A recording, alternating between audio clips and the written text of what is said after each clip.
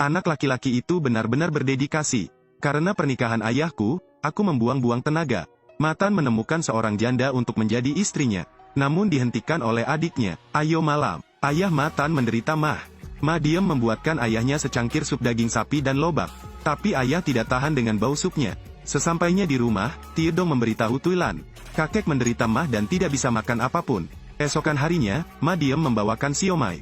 Tapi begitu saya menciumnya, saya tidak mau memakannya. Tepat pada saat ini, Tiedong membawakan pangsit. Kata bibi Tuilan bekerja pada kakek.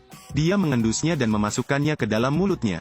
Tiedong kembali gembira. Ma diam melihat ini dan sedikit marah. Dia pikir dia sedang ditahan oleh Tuilan. Jadi dia melampiaskan semua kemarahannya pada saudaranya. Apa yang Anda tertawakan? Saya mendengar Tong Bin berkata, aku tidak peduli dengan urusanmu lagi. Itu kemarin, aku berubah pikiran hari ini. Diam, itu tidak bagus. Katakan pada Tuilan untuk membuatkanku semangkuk pangsit. Jika dia bekerja untukku, aku tidak akan membuat masalah lagi. Ini sangat sulit bagi Matan. Dia pergi ke rumah Fuong Tuilan untuk membantu membersihkan. Katanya ayahnya sangat menyukai apa yang dibuatnya. Apakah ayahmu ingin makan lebih banyak? Melihat wajah canggung Matan, Tuilan menduga itu pasti karena Ma diam. Jika kamu ingin makan, aku akan melakukannya. Ayahmu ingin makan, aku akan melakukannya. Tiedong dan Ma Kuan ingin makan, kamu juga. Orang lain ingin makan, saya tidak melakukannya. Karena itu, Tuilan berbalik dan masuk ke dalam. Matan menggelengkan kepalanya dan pergi. Tiedong melihat telur goreng. Terus-menerus mengomel, kenapa telur goreng lagi? Aku lelah makan. Kapan bibi Tuilan akan datang ke rumah kita? Mungkin dia tidak akan datang.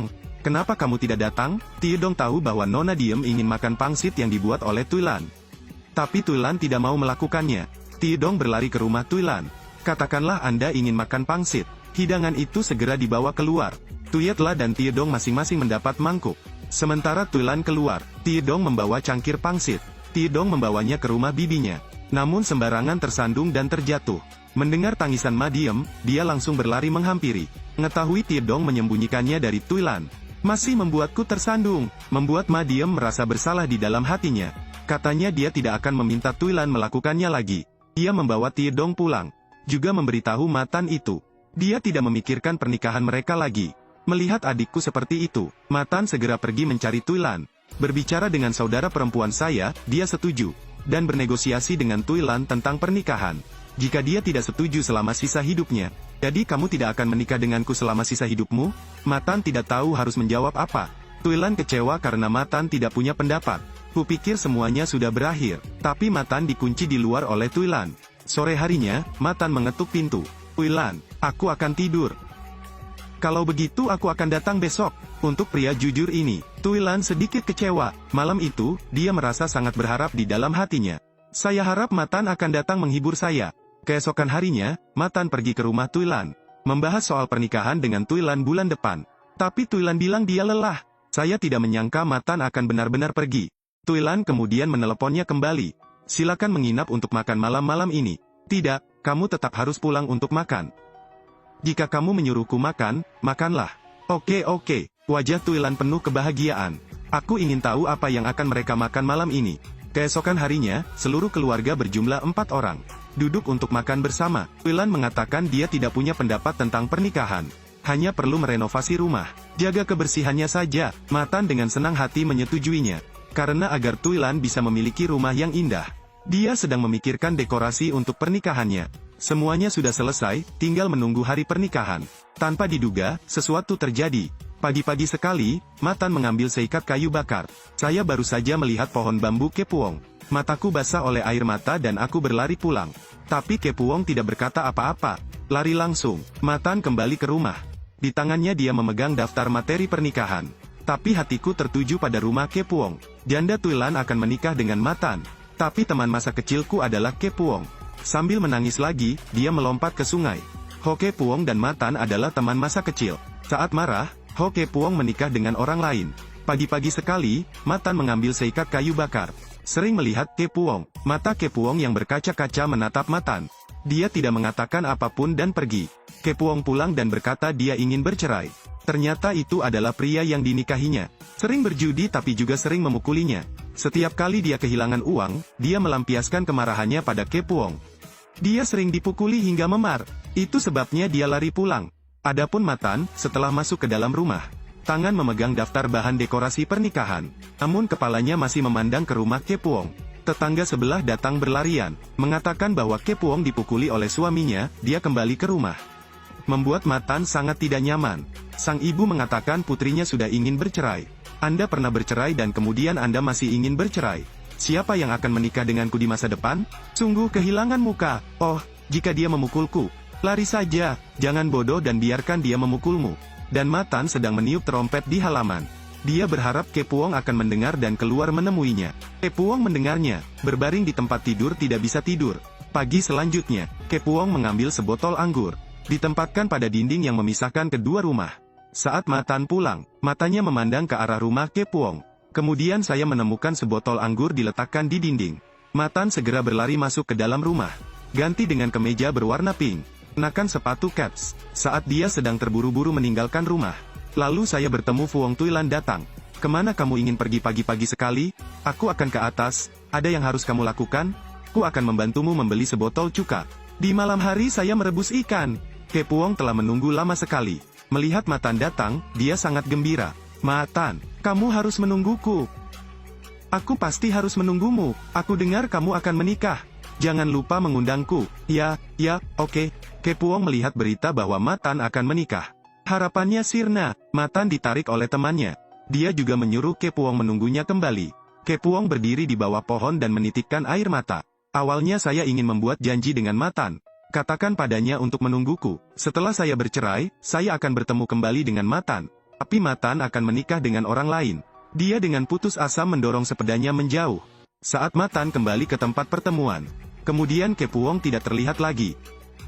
Apakah kamu melihat Kepuong? Mengapa Anda melakukan itu? Kamu akan menikah. Mengapa Anda membuat janji bertemu Kepuong? Jika Fuong Tuilan tahu, dia akan membuat keributan. Kepuong tidak ingin hidup lagi. Pergi sendirian ke tepi sungai. Pikirkan tentang nasib tragis Anda. Hidup tidak ada penyesalan lagi. Dia segera jatuh ke dalam air. Tepat ketika Matan melihatnya. Cinta belum putus. Sekali lagi, keduanya ditarik ke dalam pusaran itu. Wanita menangis. Pikirkan tentang nasib Anda. Hanya ingin bunuh diri. Matan melihatnya tepat pada waktunya. Cinta belum berakhir, membuat dua orang terperangkap dalam pusaran takdir. Ternyata hal itu belum lama terjadi. Dia baru saja menikah dalam kebahagiaan. Tapi saya tidak menyangka akan bertemu dengan pria yang kejam. Hidup membuatnya berpikir secara agregat. Kenapa kamu begitu bodoh? Aku tidak bisa hidup lagi. Jika tidak bisa, maka cerailah. Tapi Kepuong mengetahui hal itu. Saya seorang wanita yang bercerai. Jika masih ada perceraian, nanti orang akan bergosip. Tapi Matan menghiburnya. Kematian tidak menyelesaikan masalah. Kemudian dia membawa Kepuong ke rumah saudara perempuannya. Katakan padaku, kakakku benar-benar bodoh. Dia menyukaimu selama bertahun-tahun. Dia hanya menyimpannya untuk dirinya sendiri dan tidak mengatakannya dengan lantang. Atau kalian berdua sebaiknya pergi saja. Aku tidak bisa tinggal dimanapun. Pikirkan baik-baik. Lu menunggu jawaban Kepuong. Ma diam menemui Matan dan berbicara. Kalian berdua pergi ke selatan untuk bekerja sebagai buruh. Setelah itu, Kepuong dapat menemukan pekerjaan pengasuh. Dan Anda bekerja sebagai buruh. Dua orang menyewa rumah. Itu dia. Hadapi ide yang tidak masuk akal ini. Matan mendapati dirinya akan menikah. Pelarian ini tidak ada gunanya. Terlebih lagi, Tiedong akan membencinya. Namun Madiem mengatakan tidak perlu berpikir terlalu banyak. Karena dia memisahkan saudaranya dan Tuilan. Segera satukan kedua orang ini. Suruh mereka berdiskusi untuk melarikan diri. Kalian berdua teruslah bernegosiasi. Lihat kemana harus pergi. Jangan khawatir tentang uang mobil, biarkan saya yang mengurusnya. Ayo bernegosiasi. Aku pergi dulu. Tuilan berdiri menunggu Matan. Bertemu lagi dengan teman dekat Matan. Dia mengatakan Matan dan Kepuong pergi ke pasar bersama-sama. Tuilan tidak percaya setelah mendengarnya. Dia bilang mereka adalah teman dekat. Adakah yang tidak dia ketahui? Jika ibu Kepuong setuju, sekarang anak mereka mungkin sebesar Tiedong. Di sini, kamu akan melarikan diri dengan cinta. Keduanya sangat besar, masih kabur mengikuti cinta, namun Kepuong tidak sengaja mendengarnya. Pada saat ini, Kepuong mengambil keputusan. Kami berdua tidak memiliki nasib. Mari menjadi suami istri di kehidupan selanjutnya.